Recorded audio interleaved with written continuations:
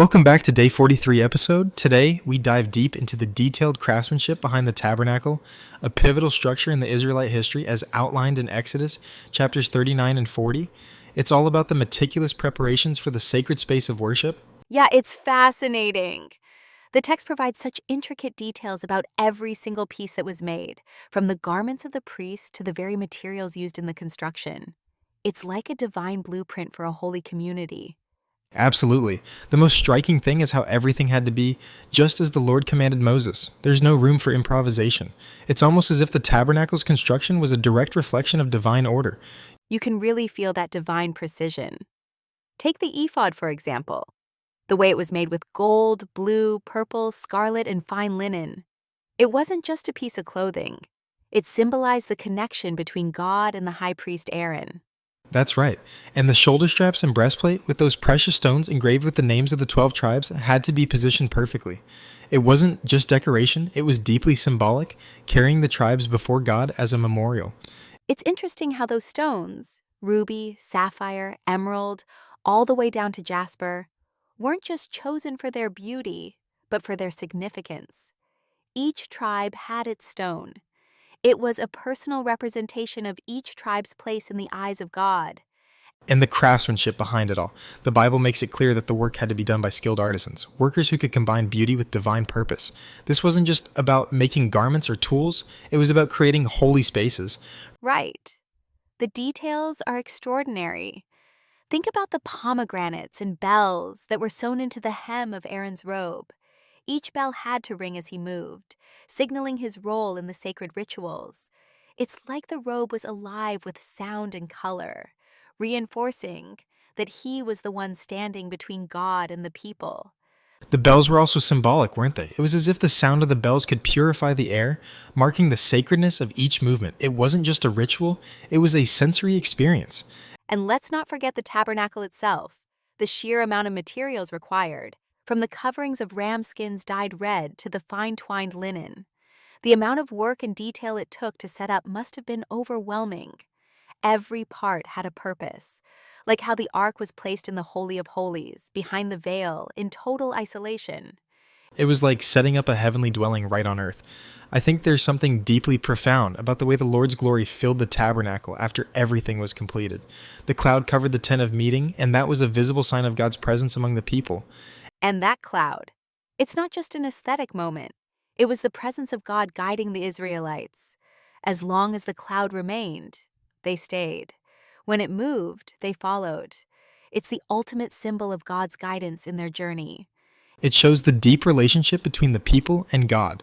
The presence of the cloud, fire by night, cloud by day, was their daily reminder that God was not just a distant figure. He was right there with them, guiding them every step of the way. Absolutely. And it's intriguing that Moses wasn't able to enter the tabernacle while the cloud was there. The glory of God was so immense that even Moses had to step back. It really emphasizes the sacredness of the space.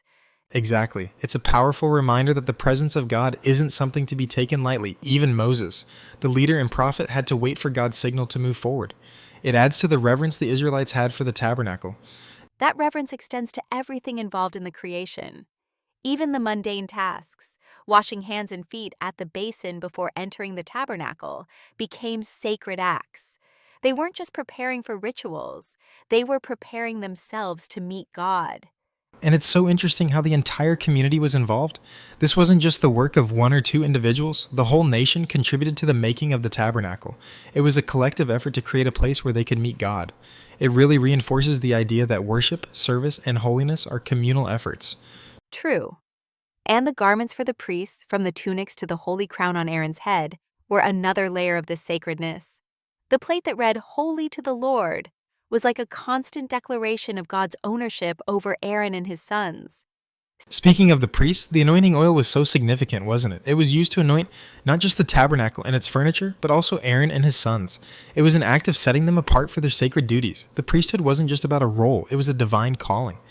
And their anointing was for an everlasting priesthood. It's a strong declaration of continuity. God's presence and service were to remain in the community for generations to come. The anointing oil wasn't just for that moment. It marked a lasting covenant. That brings us to a really interesting point, how the tabernacle and everything connected to it are symbols of God's enduring covenant with Israel.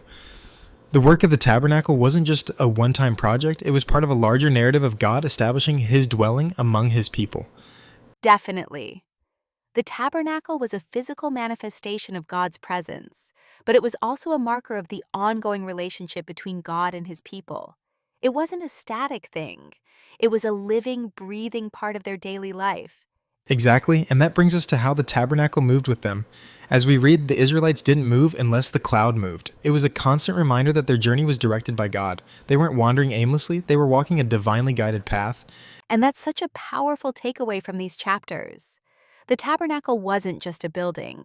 It was a living reminder of God's faithfulness. The Israelites carried it with them wherever they went, just like God's presence went with them. It really is a profound picture. The cloud by day and fire by night weren't just metaphors. They were literal, tangible signs that God was walking with his people. They were never alone. And the final note, Moses blessing the people after the work was completed.